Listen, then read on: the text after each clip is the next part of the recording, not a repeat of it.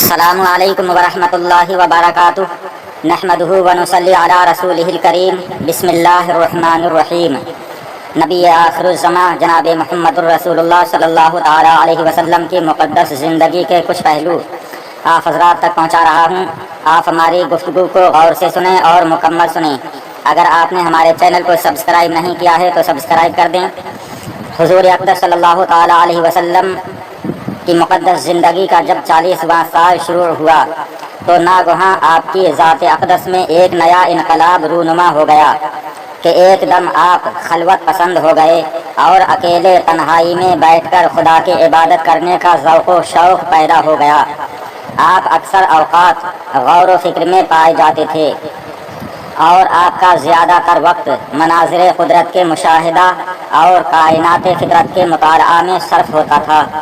دن رات خالق کائنات کے ذات و صفات کے تصور میں مستغرق اور اپنی قوم کے بگڑے ہوئے حالات کے سدھار اور اس کی تدبیروں کے سوچ بچار میں مصروف رہنے لگے۔ اور ان دنوں میں ایک نئی بات یہ بھی ہو گئی کہ حضور صلی اللہ تعالیٰ علیہ وسلم کو اچھے اچھے خواب نظر آنے لگے اور آپ کا ہر خواب اتنا سچا ہوتا کہ خواب میں جو کچھ دیکھتے اس کی تعبیر صبح صادق کی طرح روشن ہو کر ظاہر ہو جایا کرتی تھی۔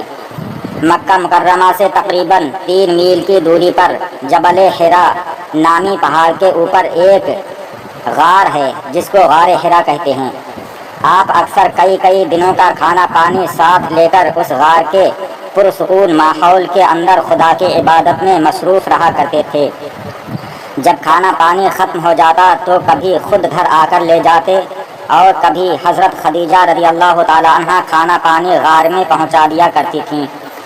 آج بھی یہ نورانی غار اپنی اصلی حالت میں موجود ہے اور زیارت گاہ خلائق ہے۔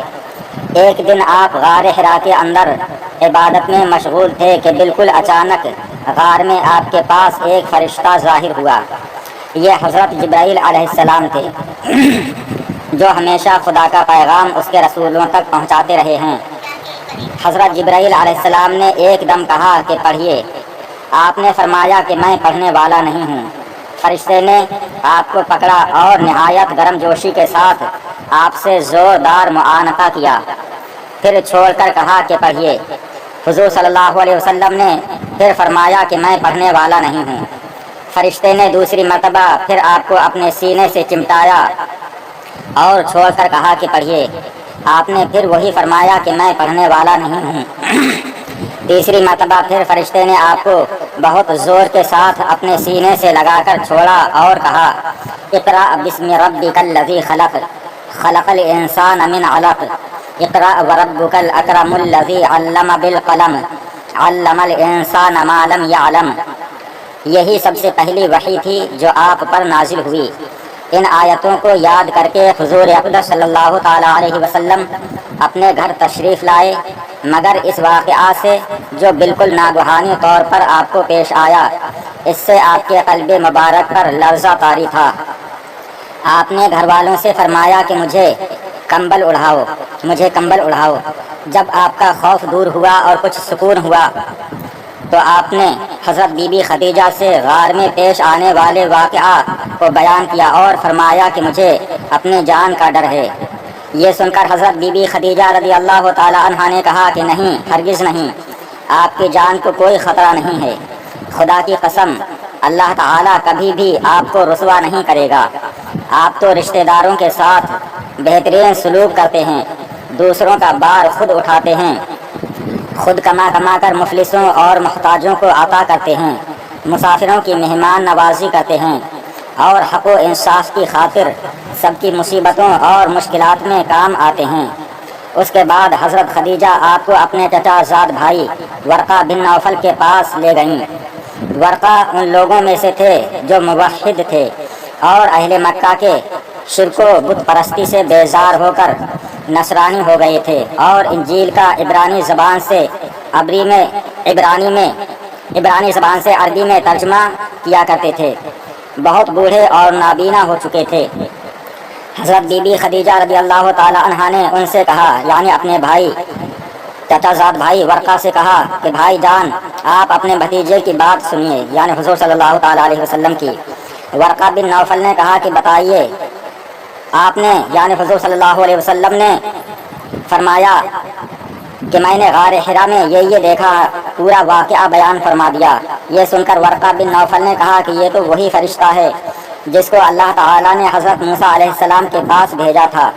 پھر ورقہ بن نوفل کہنے لگے کہ کاش میں آپ کے اعلان نبوت کے زمانے میں تندرست اور جوان ہوتا، کاش میں اس وقت تک زندہ رہتا جب آپ کی قوم آپ کو مکہ سے باہر نکالے گی۔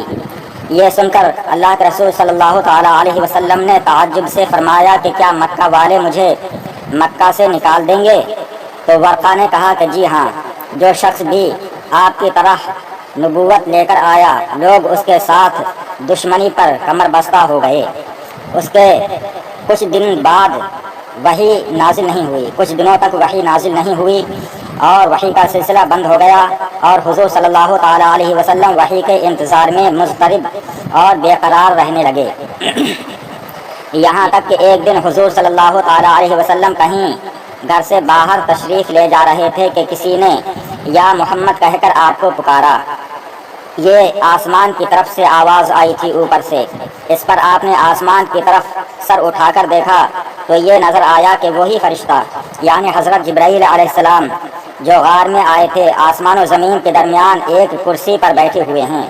یہ منظر دیکھ کر آپ کے قلب مبارک میں ایک خوف کی کیفیت پیدا ہو گئی اور آپ مکان پر آ کر لیٹ گئے اور گھر والوں سے فرمایا کہ مجھے کمبل اڑھاؤ، مجھے کمبل اڑھاؤ۔ چنانچہ آپ کمبل اوڑھ کر لیٹے ہوئے تھے کہ ناگہاں آپ پر سورہ مدثر کی ابتدائی آیات نازل ہوئیں اور رب تعالیٰ کا فرمان اتر پڑا کہ یا ایھا المدثر قم فانذر وربک فکبر وثیابک فطہر والرجز فہجر، یعنی اے بالا پوش اوڑھنے والے کھڑے ہو جاؤ، پھر ڈر سناؤ اور اپنے رب کی ہی بڑائی بولو اور اپنے کپڑے پاک رکھو اور بتوں سے دور رہو۔ ان آیات کے نزول کے بعد حضور صلی اللہ تعالیٰ علیہ وسلم کو خداوند قدوس نے دعوت اسلام کے منصب پر معمور فرما دیا اور آپ خداوند تعالیٰ کے حکم کے مطابق دعوت حق اور تبلیغ اسلام کے لیے کمر بستہ ہو گئے۔ باقی واقعہ انشاءاللہ تعالیٰ اگلی ویڈیو میں ہم بیان کریں گے۔ آپ حضرات ہمارے چینل سے جڑے رہیں۔ اگر آپ نے ہمارے چینل کو سبسکرائب نہیں کیا ہے تو سبسکرائب کر دیں۔